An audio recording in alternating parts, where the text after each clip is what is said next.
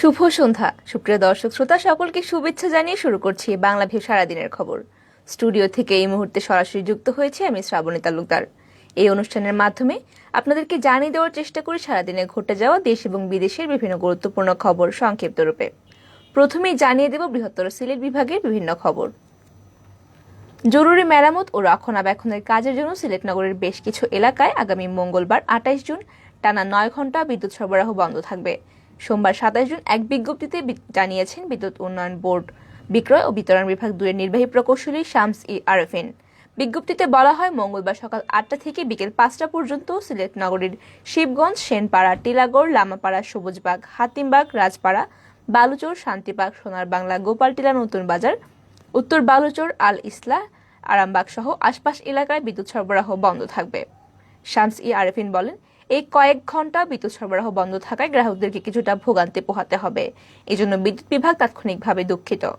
তবে নির্ধারিত সময়ের আগেই কাজ শেষ হয়ে গেলে তাৎক্ষণিকভাবে বিদ্যুৎ সরবরাহ চালু করা হবে বলে জানিয়েছেন তিনি।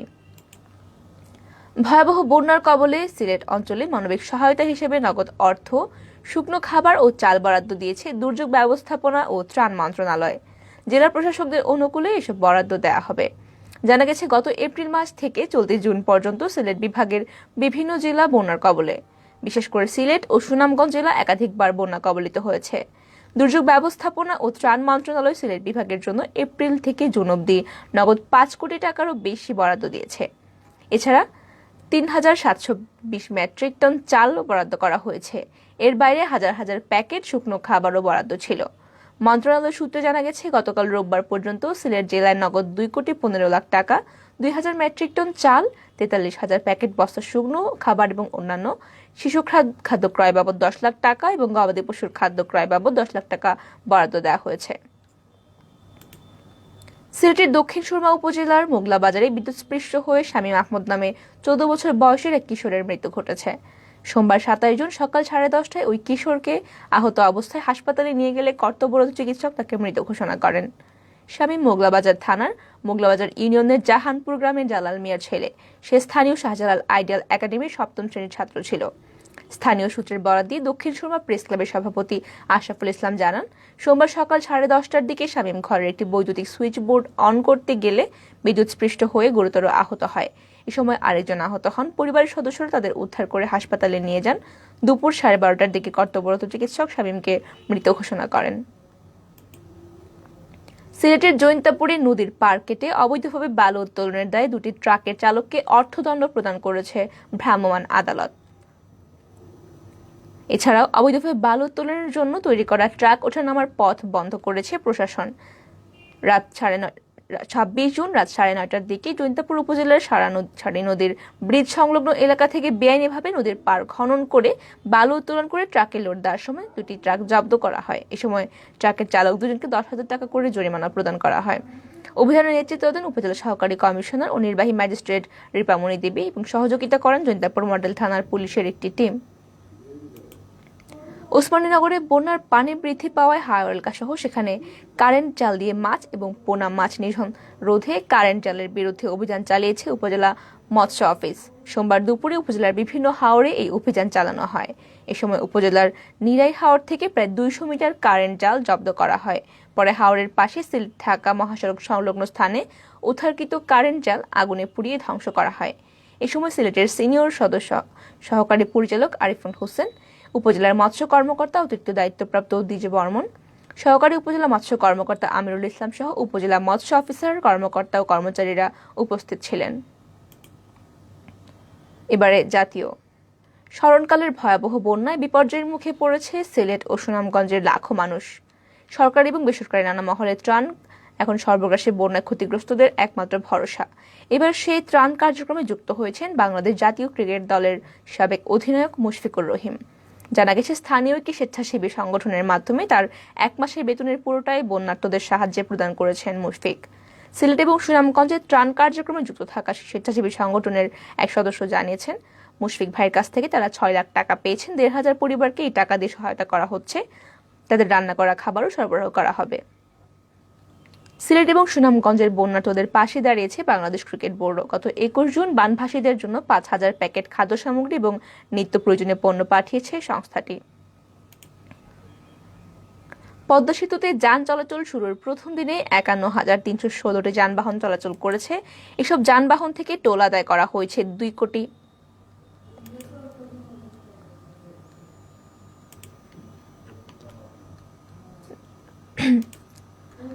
সড়কের পাশ ঘেঁষে সারি সারি অস্থায়ী থাকার জায়গা বাঁশের খুঁটি পুঁতে তাঁবুর মতো করে তৈরি করা হয়েছে। কোনটির ছাউনি ত্রিপলের, কোনটি আবার আটা পলিথিনের, কারো ছাউনি আবার পুরনো সিমেন্টের বস্তা কেটে সেলাই করে বানানো। দোতলার মতো করে বানানো এসব অস্থায়ী ঘরে দিন কাটাচ্ছেন শত শত বন্যার্ত মানুষ। সিলেট থেকে সুনামগঞ্জ যাওয়ার পথে সড়কের পাশে কয়েকটি জায়গায় এভাবে বন্যার্তদের থাকতে দেখা গেছে। কোথাও আবার গবাদি পশুর জন্য তৈরি করা হয়েছে এসব অস্থায়ী থাকার জায়গা।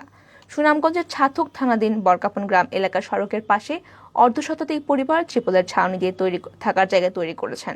এগুলোর বেশিরভাগের মধ্যেই থাকছে বন্যার্ত মানুষেরা। কিছু অস্থায়ী ঘর বানানো হয়েছে গবাদি পশুর জন্য। রাস্তার পাশে সিমেন্টের বস্তা কেটে সেলাই করে ছাউনিতে গত 10 দিন ধরে থাকছেন দক্ষিণ বরকাপন গ্রামের কয়েকটি ফ্যামিলি এবং ছাউনিটি মূলত তার ভাইয়ের। তারা জানিয়েছেন ঘরে হাঁটু পানি বরাবর ঘরে যাওয়া যাচ্ছে না এবং এখানে পানির টয়লেটের প্রচুর সমস্যা রয়েছে এই রাস্তার পাশে। ঢাকা শহরের 5টি এলাকায় কলেরার টিকার প্রথম ডোজ খাওয়ানো শুরু হয়েছে। গতকাল রোববার সকাল থেকে 1 বছরের বেশি বয়সী মানুষকে এই টিকা দেওয়া হচ্ছে। টিকা চলবে আগামী 2 জুলাই পর্যন্ত। 5টি এলাকার 700টি কেন্দ্রে কলেরার টিকা দেওয়া হচ্ছে। টিকার জন্য যাত্রাবাড়িতে 100টি, সবুজবাগে 170টি, দক্ষিণখানে 157টি, মিরপুরে 95, মোহাম্মদপুরে 178টি কেন্দ্র করা হয়েছে। এসব এলাকায় মোট 30 লাখ মানুষকে টিকা দেওয়া হবে। আন্তর্জাতিক উদরাময় কেন্দ্র বাংলাদেশ এই তথ্যটি জানিয়েছে। জন্ম নিবন্ধন সনদের মাধ্যমে 5 থেকে 12 বছর বয়সী শিশুদের ফাইজারের করোনা টিকা দেওয়া হবে। এজন্য সুরক্ষা অ্যাপে নিবন্ধন করতে হবে।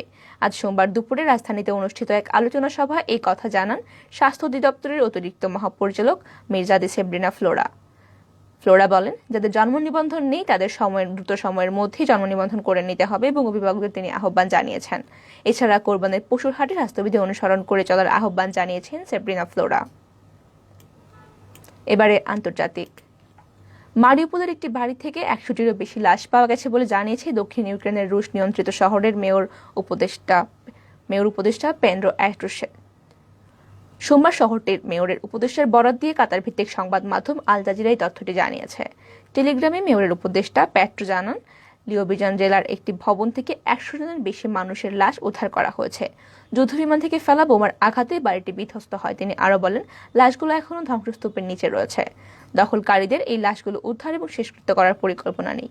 গত 24 ফেব্রুয়ারি ইউক্রেনের সামরিক অভিযান শুরু করে রাশিয়া। প্রায় 3 মাস রুশ আক্রমণের বিরুদ্ধে তীব্র প্রতিরোধের পরে পতন ঘটে ইউক্রেনের বন্দরনগরী মারিউপোলের। ভারতের মহারাষ্ট্রে শিবসেনার 9 বিদ্রোহী মন্ত্রীর দপ্তর কেড়ে নিয়েছেন মুখ্যমন্ত্রী উদ্ধব ঠাকরে। মুখ্যমন্ত্রী উদ্ধব ঠাকরে আজ সোমবার তার মন্ত্রিসভার 9 জন বিদ্রোহী মন্ত্রী দপ্তর কেড়ে নেন। এই দপ্তরগুলো তার অনুগত অন্য মন্ত্রীদের মধ্যে বণ্টন করে দেওয়া হয়।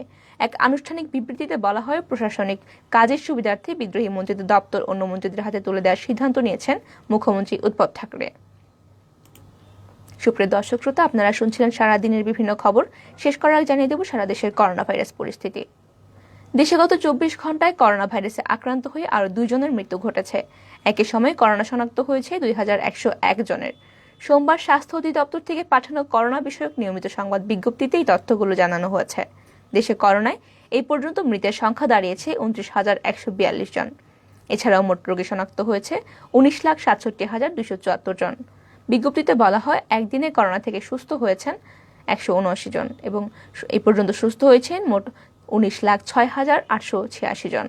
24 ঘন্টায় 13,190টি নমুনা সংগ্রহ করা হয় এবং পরীক্ষা করা হয় 13,820টি নমুনা। পরীক্ষার বিপরীতে শনাক্তের হার 15.20%। এতক্ষণ শুনছিলেন সারাদিনের বিভিন্ন খবর। সঙ্গে থাকার জন্য সকলকে অসংখ্য ধন্যবাদ। সবাই ভালো থাকুন, সুস্থ থাকুন এবং আমাদের সঙ্গেই থাকুন।